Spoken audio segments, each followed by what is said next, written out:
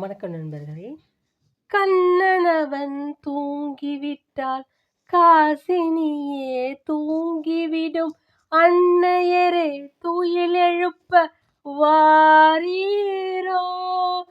கண்ணனவன் தூங்கிவிட்டால் காசினியே தூங்கிவிடும். அன்னையரே துயிலெழுப்ப வாரீரோ.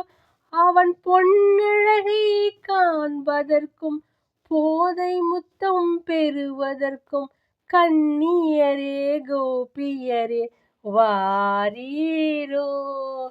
கன்னியரே கோபியரே வாரீரோ. ஆயர்பாடி மாளிகையில் தாய்மடியில் கன்றினை போல் மாயக்கண்ணன் தூங்குகின்றான். தாலேலோ.